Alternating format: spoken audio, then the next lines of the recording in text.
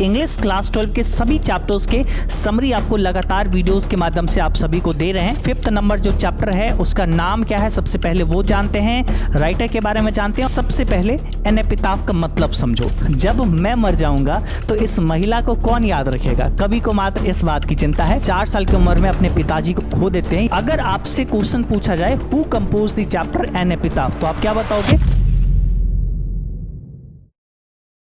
नमस्कार जी दोस्तों, आज के इस क्लास में हम देखने वाले हैं एन एपिताफ चैप्टर के समरी को, जो कि आप सभी के परीक्षा के लिए मोस्ट इंपॉर्टेंट समरी में से एक है।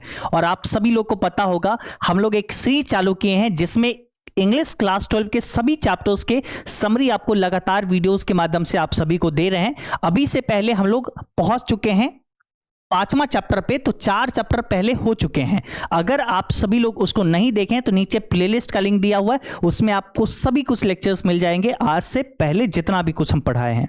बाकी 5वां चैप्टर पे जब हम लोग पोएट्री सेक्शन में पहुंच चुके हैं, तो आज चलिए 5th नंबर जो चैप्टर है उसका नाम क्या है, सबसे पहले वो जानते हैं। राइटर के बारे में जानते हैं और फिर आप सभी के परीक्षा के लिए जो इंपॉर्टेंट है समरी, जो कि 5 मार्क्स में पूछा जाता है, उस समरी को भी आपको बहुत अच्छे ढंग से आपके सामने पेश करते हैं। तो चलो जी, सबसे पहले एन एपिताफ का मतलब समझो। इसका मतलब क्या होता है? एन एपिताफ का मतलब होता है ना, देखो, एक ग्रेव आप जानते होगे, कब्र जानते हो, कब्रिस्तान है। ग्रेवयार्ड में जाओगे, जब कब्रिस्तान में जाओगे जहां पे मुर्दों को गाड़ा जाता है, रखा जाता है, उस जगह पे जैसे वो आप देखोगे कुछ इस प्रकार का कब्र बना रहता है, लोगों का होता है ना, इस कब्र बना रहता है।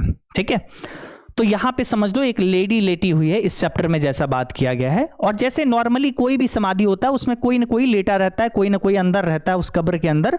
और उसके बाद उसके बारे में डिटेल कहां लिखा रहता है? इस जगह पे ना उसका नेम लिखा रहता है। यहाँ पे हम एरो बना के लिख देते हैं, यहाँ पे लिखा रहता है, इस जगह पे उसका नेम लिखा रहता है। ठीक है, उसका DOB, डेट ऑफ बर्थ लिखा रहता है, कब वो डाइड किया वो लिखा रहता है, और उसके बारे में थोड़ी बहुत और डिस्क्रिप्शंस दिया रहता है। तो ये सारा जो डिटेल्स लिखा रहता है ना, इसी को हम लोग कहते हैं एपिताफ, है ना, उसी को कहते हैं एन एपिताफ, मतलब शिलालेख। यानी कब्र के ऊपर जो लिखा गया चीजें रहता है, डिस्क्रिप्शंस जो रहता है, उसको कहते हैं एन एपिताफ। तो कवि का जो ये पोम है, ये जो कविता है, ये बोल सकते हैं ये क्या है?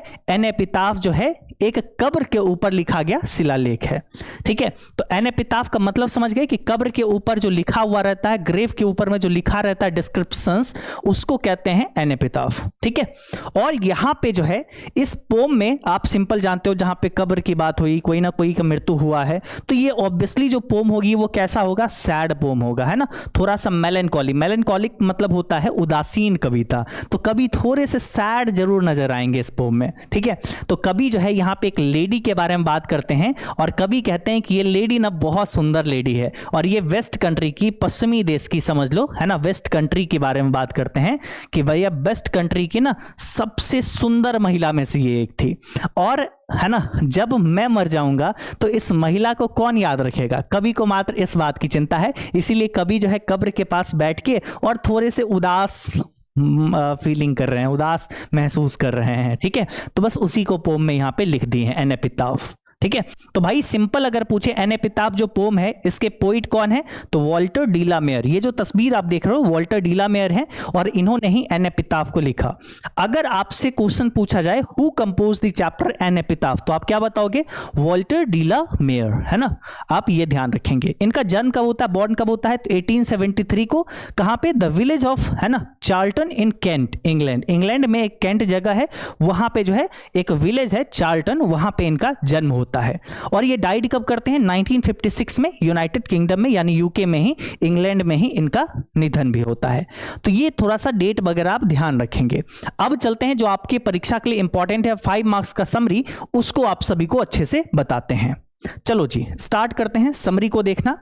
समरी में अपने पास सामने क्या है? समरी कुछ ऐसे आप लिख सकते हो, एन एपिताफ, है ना, अच्छे से फोकस करो, हम अच्छे से प्यार से समझाएंगे ताकि आपको कोई और लेक्चर देखने की जरूरत नहीं, अच्छे से समझ में आ जाए आपको। चलो पहला लाइन से शुरू करते हैं। An epitaph is a short and melancholic poem written by Walter de la Mare. An epitaph एक छोटी और एक मेलेंकोलिक मतलब उदास, मेलेंकोलिक का मतलब होता है सैड, उदास, मेलैंकोलिक पोम है जो कि किसके द्वारा लिखा गया है, वॉल्टर डी ला मेयर जी के द्वारा। समझ गए। एन एपिटाफ तो भाई क्या है, एन एपिटाफ जो है ये क्या है, एक चैप्टर का ही नाम है, तो वही है। An epitaph is a short and melancholic poem written by Walter de la mayor.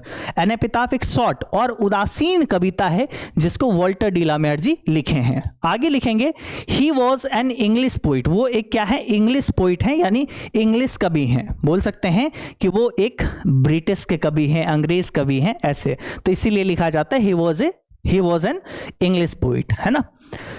Famous for his writings for children, बच्चों की राइटिंग्स के लिए, बच्चों के लिए बहुत सारी पोम्स वगैरह लिखे हैं, इसके लिए बहुत ज़्यादा फेमस है Walter de la Mare. He lost his father at the age of 4, है ना, मात्र 4 साल की उम्र में जब ये थे, तो मात्र 4 साल की उम्र में अपने पिताजी को खो देते हैं, यानी उनके पिताजी की मृत्यु हो जाती है। And had to move with his family into London, और अपने पूरे परिवार के साथ लंदन में इनको सेटल होना होता है। मतलब जो गाँव में रहते हैं, चार्ल्टन गाँव में रहते हैं, वहाँ से ये लंदन शिफ्ट हो जाते हैं।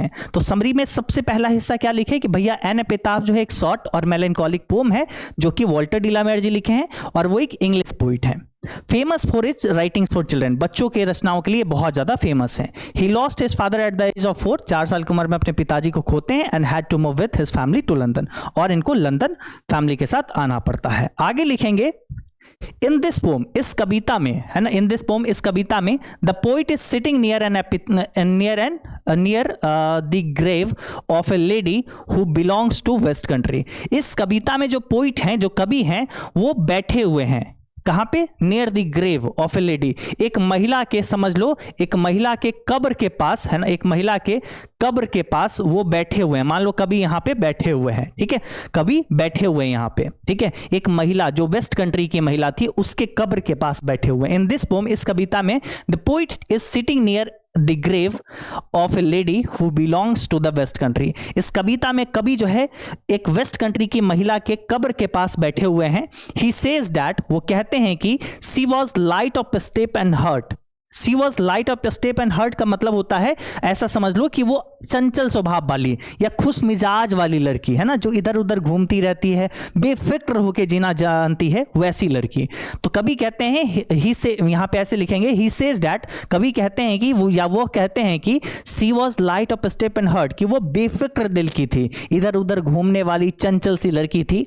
And was most beautiful lady he had ever seen in the waste Country, है ना, वो बोलते हैं कि वो सबसे सुंदर महिला है जो आज तक हम वेस्ट कंट्री में, पश्चिम महिला में जितनी महिला देखे उसमें सबसे सुंदर महिला थी वो, जिसके कब्र के पास कभी बैठे हुए हैं। हाउएवर, हालांकि द पोइट रिमाइंड्स अस, हम लोग को ये रिमाइंड करते हैं, याद दिलाते हैं, ठीक है, That beauty does not last forever। सोचो वो महिला, सबसे सुंदर महिला में से कवि को लगा था कि पश्चिमी देश में उससे सुंदर महिला और कोई नहीं हो सकती है, उस महिला के कब्र के पास कभी बैठे हुए हैं। However, हालांकि the poets reminds us, हम लोग को याद दिलाते हैं कि beauty does not last for ever, कि ब्यूटी, है ना, बहुत दिनों तक नहीं रहने वाला है ना, ज्यादा दिनों तक नहीं चलने वाला है। सुंदरता एक ना एक दिन खत्म हो जाती है।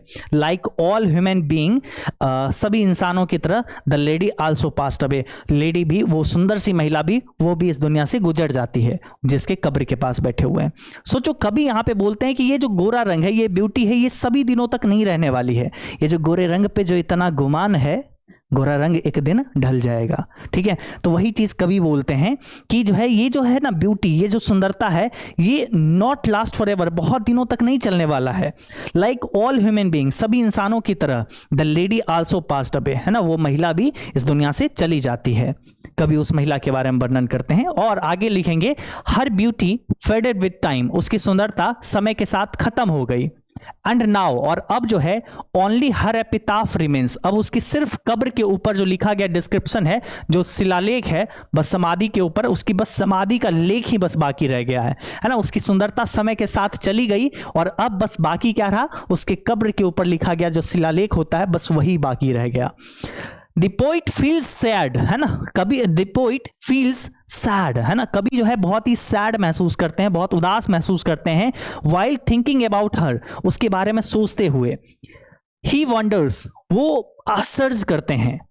Who will remember this beautiful lady, वो कभी जो है आश्चर्य करते हैं कि कौन याद रखेगा इस सुंदर महिला को, after he too dies and turn to dust, जब कभी मर जाएंगे और वो धूल बन जाएंगे तब उस महिला को कौन याद रखेगा। कभी को इस बात की चिंता है, कभी को अपनी मृत्यु की चिंता नहीं है, कभी वंडर करते हैं, कभी आश्चर्य करते हैं। Who will remember this beautiful lady after he too dies and turn to dust, जब कभी खुद मर जाएंगे, जब कभी खुद धूल हो जाएंगे, तब उस महिला को, सुंदर महिला को कौन याद रखेंगे। कभी इसके लिए सोच रहे हैं, इसके लिए कभी आश्चर्य कर रहे हैं। ठीक है, दस है ना, दस है ना, दस द पोम हाईलाइट है ना, ये कविता जो है इस प्रकार, ये कविता जो है हाईलाइट किया है, प्रकाशित किया है, जोड़ दिया है the temporary nature of beauty and human life है ना, ये जोड़ दिए हैं कि जो ह्यूमन लाइफ, मनुष्य का जीवन और सुंदरता का जो है ना प्रकृति जो है टेम्पररी है, कुछ क्षण के लिए है। It teaches us that everything is in his world is मॉर्टल, वो यहाँ पे है ना, it teaches us that everything in this world is मॉर्टल, कि वो टीच करते हैं, हम लोग को सिखलाते हैं कि सभी कुछ जो इस दुनिया में है वो नश्वर है, and passes away with time, और समय के साथ वो खत्म हो जाता है। जितनी भी सुंदरता है, ब्यूटी है, ह्यूमन लाइफ है, मनुष्य का जीवन है, ये सभी का सभी जो है समय के साथ खत्म हो जाती है। आगे है ना, बस ये छोटा सा ये समरी आप लोग लिख सकते हो। एक बार चलो हम अच्छे से रिमाइंड करवा देते हैं, पूरे समरी को शॉर्ट में आपको रिवाइज करवा देते हैं। और एक चीज और है ना, रिवाइज करने से पहले एक बार हम आपको बता देते हैं, आप सभी लोग 10th 11th या 12th में पढ़ते होंगे तो आपको एजुकेशन बाबा ऐप आप इंस्टॉल कर सकते हो, जहां पे इंग्लिश मीडियम और हिंदी मीडियम के लिए सेपरेट बैचेस चलती है, जहां पे आप एनरोल होके आप अच्छे तरीके से आप अपनी क्लासेस को कंटिन्यू कर सकते हो। ये नंबर दी गई है, हमारी जो सपोर्ट टीम है वो आपको अच्छे से गाइड कर देगी कि आपके लिए बेस्ट कोर्सेज कौन सी है। आप कॉल करके हमारी टीम से बात कर सकते हो। चलो अब हम लोग एक बार शॉर्ट में रिवाइज कर लेते हैं इस चैप्टर को। देखो चैप्टर का नाम आप समझ गए, एन एपिताफ है ना। एन एपिताफ हम आपको समझा दिए कि भाई ये जो कब्र होता है, ग्रेव होता है ना, उसके ऊपर जो लिखा हुआ डिस्क्रिप्शन होता है, जो डिटेल जैसे कि नेम, डीओबी है ना, डेट ऑफ बर्थ वगैरह जो लिखा रहता है, डाइड ये कब हुए, ये सब जो लिखा रहता है, इसको हम लोग क्या बोले, एन एपिताफ है ना, यानी कब्र के ऊपर लिखा गया शिलालेख। अब आप सबको ये भी बता दिए कि एन एपिताफ जो चैप्टर है, ये जो पोम है, इसको कंपोज करने वाले कौन है, वॉल्टर डिलामेयर। इनके बारे में आपको याद रखना है कि 1873 में इनका जन्म होता है और ये डाइड करते हैं 1956 में। ये दो डेट आप ध्यान में रखेंगे। अब जो आपके एग्जाम के लिए 5 मार्क्स के लिए इंपॉर्टेंट समरी है, चलो वो कैसे लिखना है एक बार आपको वो रिवाइज करवा देते हैं। देखो कुछ इस प्रकार से आप शुरुआत करोगे। सबसे पहले लिखोगे an epitaph is a short and melancholic poem written by Walter de la Mare. An epitaph एक बहुत ही छोटी और मेलैंकोलिक यानी बोल सकते हैं सैड पोम है ना, सैड कविता है, जो कि किसके द्वारा लिखा गया, वॉल्टर डिलामेयर जी के द्वारा। He was an English poet, वो बोल सकते हैं कि इंग्लिश पोइट है यानी ब्रिटिश पोइट है। Famous for his writings for childrens, बच्चों के लिए जो रचनाएं लिखते हैं उसके लिए बहुत ज्यादा फेमस है, बच्चों के लिए बहुत सारी लेखनी ये लिखे हैं। आगे लिखेंगे ही lost his father at the age of 4 and had to move with his family to London. वो 4 साल की उम्र में अपने पिता को खो देते हैं और अपने पूरे परिवार के साथ उनको लंदन शिफ्ट होना पड़ता है। वहां से वो लंदन आ गए। अब उसके बाद इस पूरे चैप्टर के बारे में, ये तो अभी देखो राइटर के बारे में हम लोग लिख दिए, अब चैप्टर के बारे में लिखेंगे। इन दिस पोम, इस कविता में the poet is sitting near the grave. कवि जो है एक कब्र के पास बैठे हुए हैं, कब्र के पास, मान लो ऐसा कब्र है, ऑफ ए लेडी, एक लेडी का कब्र है ना, एक महिला का कब्र है, who belongs to waste country. ये महिला कहां से है, वेस्ट कंट्री से है, पश्चिमी देश की महिला है। ही सेज दैट, कवि कहते हैं कि she was light of step and heart. Light of step and heart का मतलब होता है एक ऐसी लड़की है ना, एक ऐसी लड़की जो कि बहुत चंचल स्वभाव की है, बहुत ही खुशमिजाज स्वभाव की है। तो वो कभी बताते हैं कि वो ऐसी महिला थी। And was the most beautiful lady he had ever seen in the waste country. वो बताते हैं कि जितनी भी महिलाओं को कभी वेस्ट कंट्री में देखे थे, पश्चिमी देशों में देखे थे, उस सब में सबसे सुंदर महिला कवि को वही लगे थे। आगे बताते हैं हाउएवर, हालांकि द पोइट रिमाइंड्स अस, है ना, रिमाइंड्स अस, हम लोग को ये याद दिलाते हैं, दोहराते हैं, that beauty does not last for ever, कि ये जो सुंदरता है ये बहुत दिनों तक नहीं टिकने वाली है। Like all human being the lady also passed away, है ना, जैसे सभी इंसानों की तरह वो महिला भी, जो सबसे सुंदर महिला थी, वो भी चली गई, है ना। मतलब हर सुंदर चीजें एक ना एक दिन खत्म हो जाती है। हर beauty faded with the time, है ना, हर ब्यूटी फेडेड विद टाइम, उसकी सुंदरता धीरे धीरे नष्ट हो गई, खत्म हो गई, वो महिला भी खत्म हो गई, है ना, आप देखें। And now only epitaph remains, है ना, बस अब उसकी क्या रह गई, बस उसकी शिलालेख रह गई, जो कब्र के ऊपर लिखा गया डिटेल्स होता है ना, बस वो रह गया उसका निशानी। द पोइट फील सैड, कभी बहुत ही सैड, उदास महसूस करते हैं, वाइल थिंकिंग अबाउट हर, उनके बारे में सोचते हुए। He wonders who will remember this beautiful lady after he too dies and turn to dust, कभी जो है ना, मतलब ये वॉन्डर करते हैं, ये आश्चर्य करते हैं, जब वो मर जाएंगे, है ना, जब कभी खुद मर जाएंगे तो सुंदर महिला को कौन याद रखे, कभी को अपने लिए चिंता नहीं है, कभी को उस महिला के लिए चिंता है कि अगर हम मर जाएंगे उस महिला को कौन याद रखेगा, ठीक है।